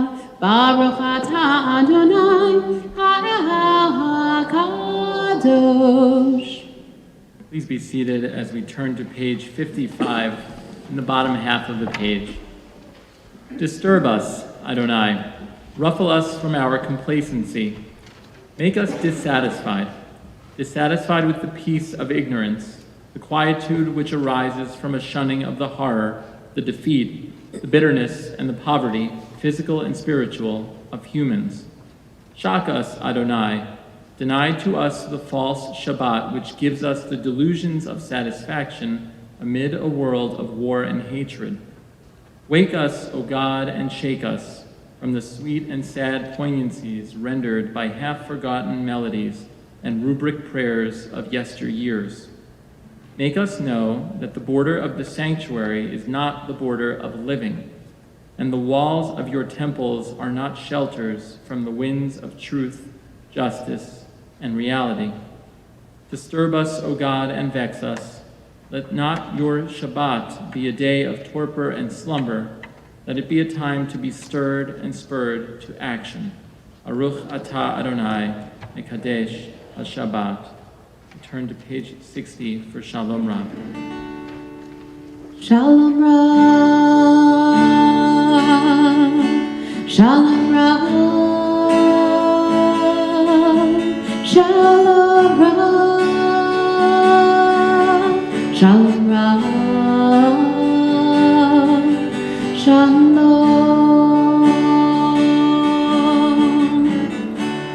Shalom Rab, Yisrael Amcha, Tasim Le'olam,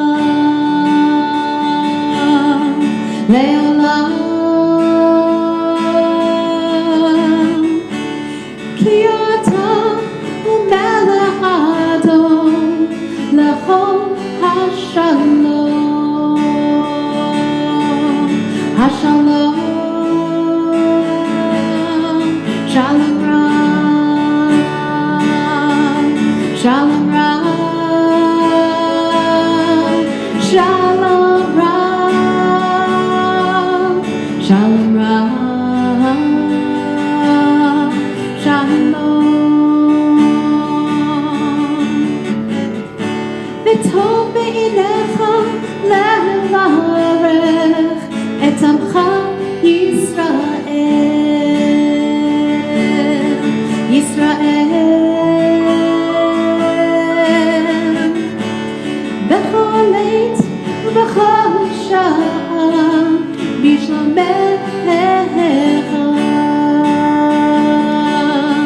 Bishlomecha,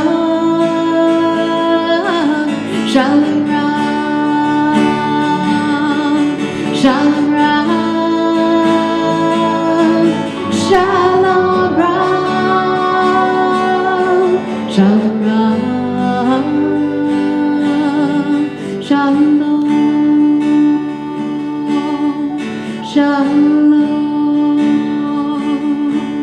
Shalom.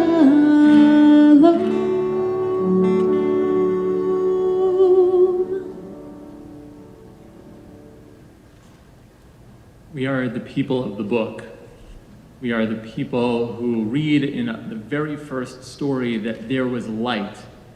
And so you could imagine how Judaism could be seen as very visual. We read and we talk about light and all that is occurring in our eyes.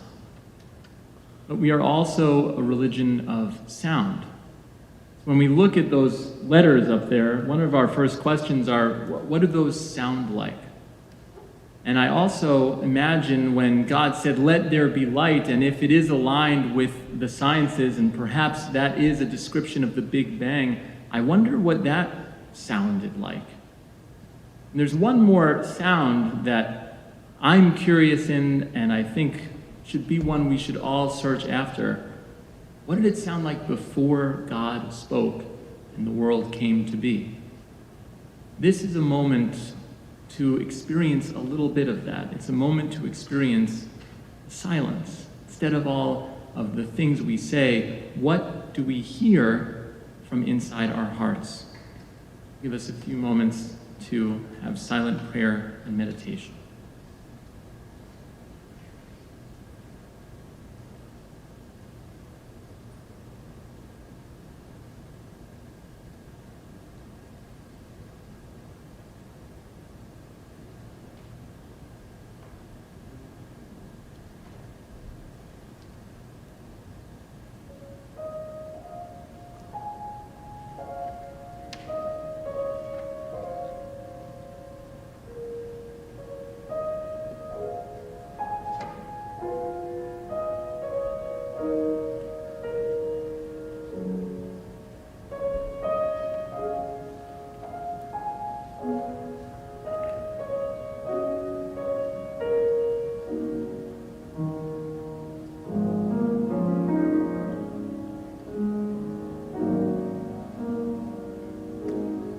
Yehiyu l'ratzoni refi ve'yon libi. Yehiyu l'ratzoni refi ve'yon libi lefanecha. Yehiyu l'ratzoni refi ve'yon libi. Yehiyu l'ratzon imrefi ve'yon libi lefanecha. Adonai, Sorry, Adonai, Sorry, Gohali. Adonai, sorry, Adonai, sorry, go Ali. Go inside your heart, just be. Go inside your heart and see what it wants, what it needs, what it yearns when you breathe. Go inside your heart and see. May the words of my mouth and the meditations of my heart be kind, be true. May they be acceptable to you. Oh, my rock, my rock, and my redeemer.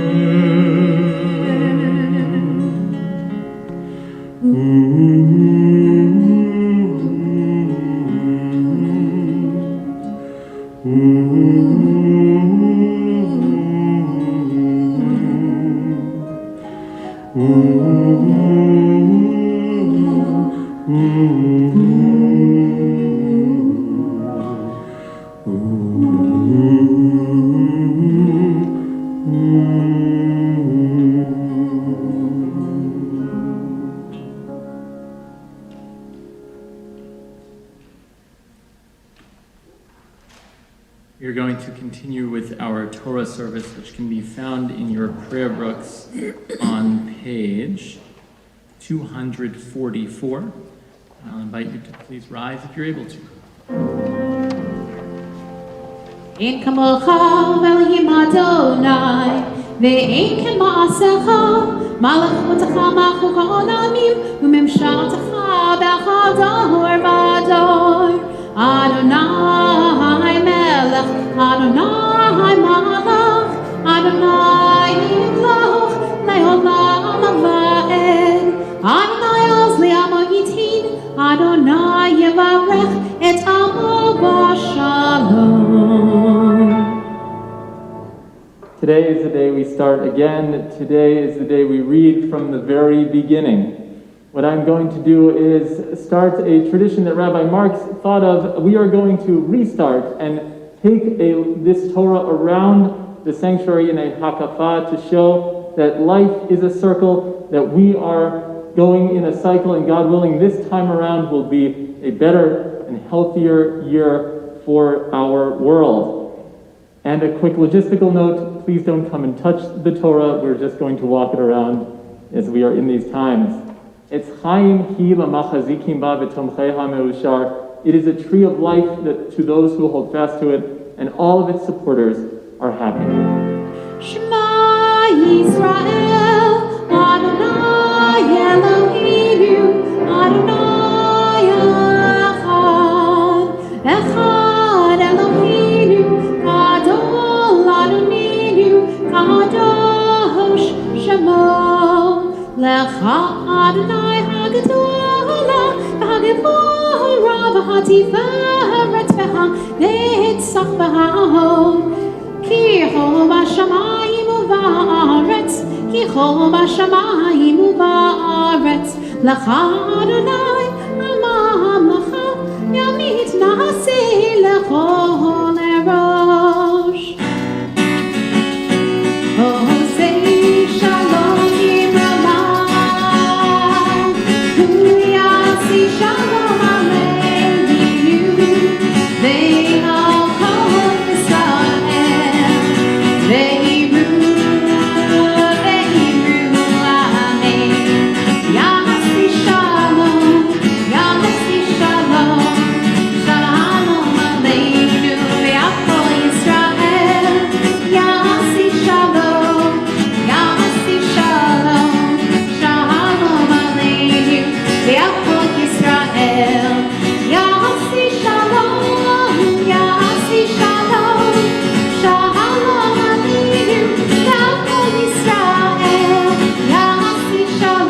Yasi shalom, shalom aleinu, ve'achol Yisrael.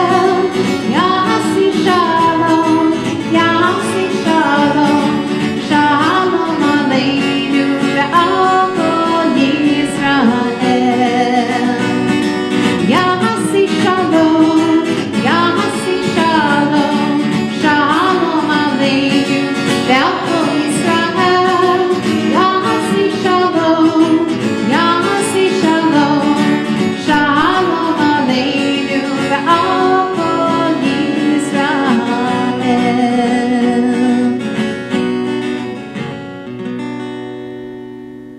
May be seated. So tonight we are going to read from the book of Genesis, but I would not dare try and read the same thing that the bar and bat mitzvah kids will read tomorrow, that Brooke will read tomorrow, because they're going to do it much better than I ever could. So I want to read a different spot. But in that, I want to say also that there is a really special part about what I'm going to read tonight, a little bit later than the very beginning, still in Parashat Breshit, in the very first portion of the Torah. And it is actually, there are two things in this week's portion, which is why we are here tonight. And actually, scholars could argue, is it that we're here tonight and that's why the stories are written that way? Or is it that the stories were written that way and that's why we're here tonight? It could go either way. I'll explain more. So there are two very famous portions in this text. One comes up a bunch.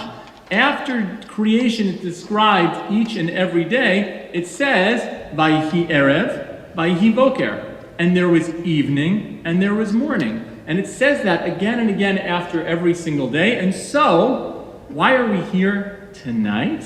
Why are we here starting Shabbat after sunset? Because of this week's portion. Because there was evening first, and then there was morning. So we learn from the text, the day starts at night. That's why all of our holidays, Shabbat and everything, starts in the evening. The other reason we are here tonight is because of what I will read from the text. In this week's portion, it describes all that God created, and then something remarkable happens. After 6 days of work, God finally rests. And it says in the portion that I'll read, Vayekadesh oto, and God made the seventh day different or separate or holy.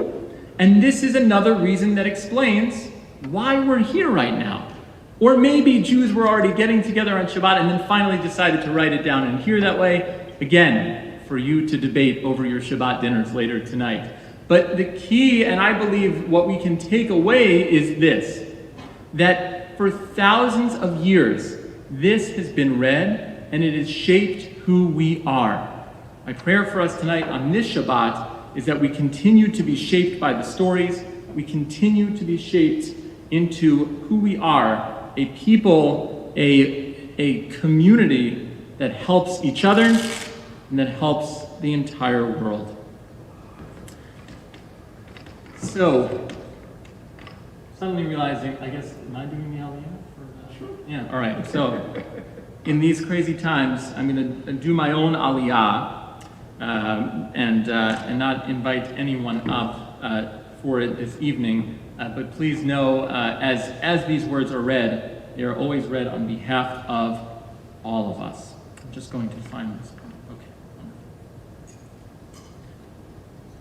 Baruch hu et Adonai Hamvorach. Baruch Adonai Hamvorach le'olam va'ed. Baruch atah Adonai Eloheinu melech haolam asher bachar banu mikol ha'amim ve'natan lanu et Torato. Baruch atah Adonai noten haTorah. Amen. Amen. Vayar Elohim et kol asher asa, vehine tov me'od. Vayir vayihi voker yom hashishi, vayechulu hashamayim v'haaretz v'chol tzebaam, vayechal Elohim bayom hashvi'i, melachto asher asa. Vayishvot bayom hashvi'i mikol melachto asher asa. Vayivarech Elohim et yom hashvi'i vayikadesh oto. Kivo Shabbat mikol melachto asher bara Elohim lasot.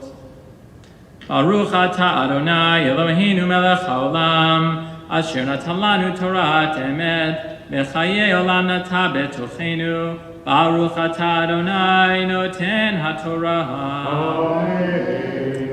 So I will tell you, some of you may have recognized the words there. It is actually one of the toughest things for me, at least, to read from the Torah, because those are the words that are said also sometimes by some people before Kiddush, before you raise a glass on Friday night. And yet, it's chanted differently in prayer than it is chanted from the Torah. And so I want to loop back to what I mentioned before. How does this sound? Depends on where you are and who it's being communicated to and how it's being read. And so the same for you. I hope wherever you are this evening, you are hearing these words in a way that you need to hear them tonight. We are going to lift and dress our Torah, and so I'll invite you to please rise if you're able to as the Torah is lifted. התורה אשר שם משה לפני בני ישראל. על פי אדוני מיד משה. ותהי לבנו, ותהי לבנו, ותהי לבנו לעבדך באמת. ותהי לבנו, ותהי לבנו, ותהי לבנו לעבדך באמת. אלי, אלי, אלי, אלי, אלי, היי, אלי, אלי, אלי, אלי, אלי, אלי, אלי, ותהי לבנו, ותהי לבנו, ותהי לבנו לעבדך באמת. ותהי לבנו, ותהי לבנו, ותהי לבנו לעבדך באמת. מי שברך אבותינו בכל הברכה. May the source of strength, who bless the ones before us, help us find the courage to make our lives a blessing, and let us say, Amen. Mi shebe'erach imotenu mekol habracha mi'avotenu.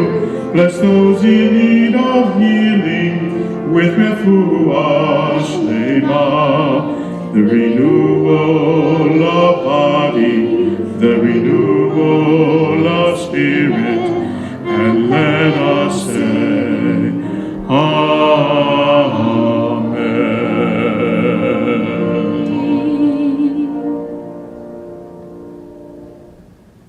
We are going to continue with the Aleinu, which can be found on page 282 of your prayer book.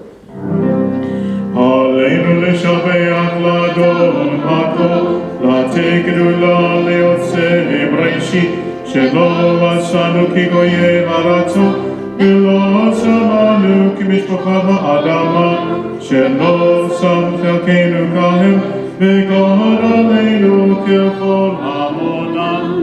ואנחנו קוראים ומשתחווים ומודים לפני מלך מלכי המלכים הקדוש ברוך הוא.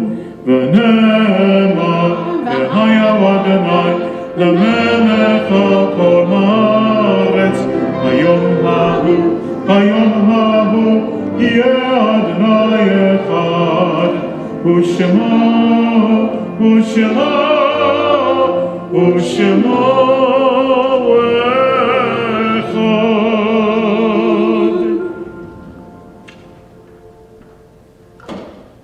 Please be seated.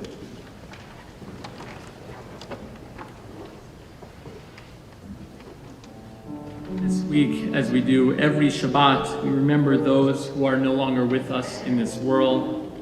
And we remember that Shabbat is both a time to celebrate, but also a time to remember. Our community is remembering tonight Bessie Golder Asher, Barry Azarva, Edward Beck, Caroline Cassie Berman, Alice Berlin, Sandra Barislau, Rose Braverman, William Braverman, Bill Campbell, Bertha Cohen, Richard Davidow, Barbara DeLuca, Ethel Dwork, Morris Eisenberg, Mendel Eskin, Morton Esmark, Robert Everman, David Fatuk, Lena Weiss Friedman, Sylvia Gershenson, Judith Goldstein, Sydney Jachnowitz, Dorothy Kalikman, Manuel Kaplan, Sarah Kaplan, Mona Kramer, William Croix, Josephine Lavia-Sinaire, Harold Levy, Joan Welsh Lifshatz, Nathan Littman, Stanley Markovitz, Sarah Marshall, Luis P. Meth, Rini L. Mogul, Dora Movich, Robert Nathanson, Harry Oken, Max Rassman, Sophie Rivkis, Joseph Rollins, Ellis Rosenberg, Stella B. Zielinski, Sam Schreier, Lillian Schwartz, Eva Shapiro, Marion Silverman, Franco Solaric, Goldie Spain, Esther Steinberg, Carol Tepper, Leah Uri, Gladys Ward, Philip Weinberg, Francis Weiss, Norman Werther, Stanley Whitkin, Jacob Wolf, and Faye Zell. Remembering those who passed in recent times, Barnett Knappen and Joan Parkin.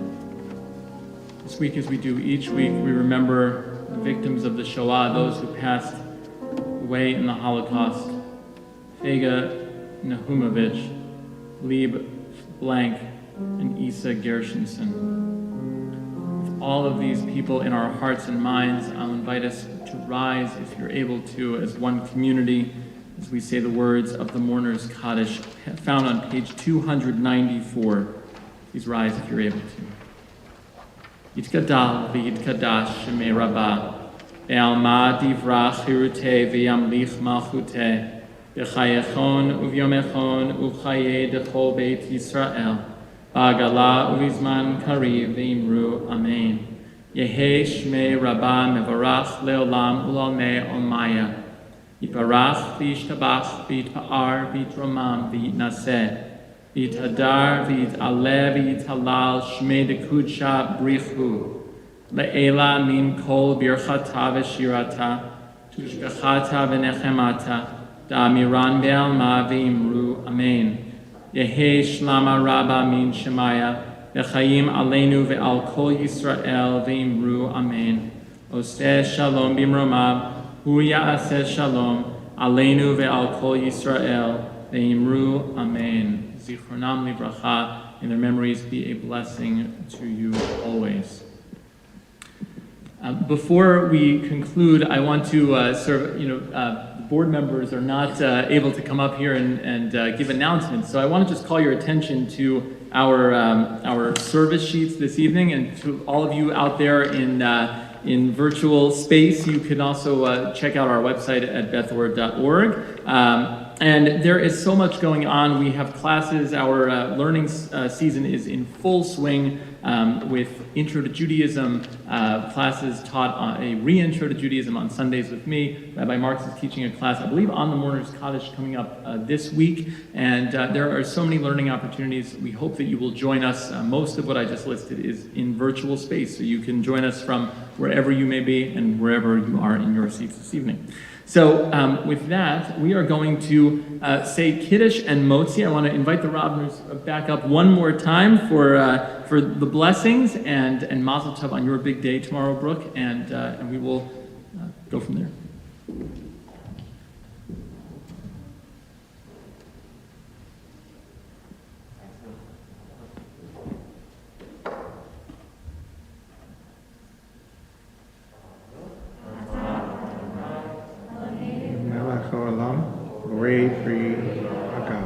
Amen.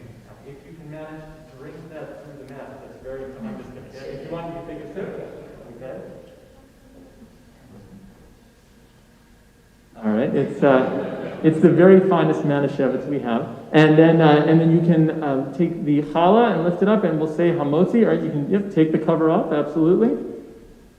I want to mention that Hillary Wagner, one of our congregants, is actually baking that challah every single week for us and for our B'nai Mitzvah. So thank you to Hillary and to all of those who are quietly doing so much for our community and for our world. Let's say together, Baruch atah Adonai Eloheinu melech haolam hamotzi lechem min haaretz. Amen. We conclude the service with the singing of Adon Olam, which can be found, the first and last verses of Adon Olam, which can be found in your Siddurim, that is your blue prayer books, on page 625 in brackets or 321. Adon Olam Asher Halav Tereko Yitziniva Liyet Nasa V'chestako Azai Melech Shemo Nikra Azai Melech Shemo Nikra בידו, הפקידוקי הייתי שם, יבירה וימרוקי גבייתי, אדוני לי ולא יירא, אדוני לי ולא יירא. One final announcement, if you can remember to bring your prayer books back with you to that cart over there. Thank you all for being here. Shabbat Shalom.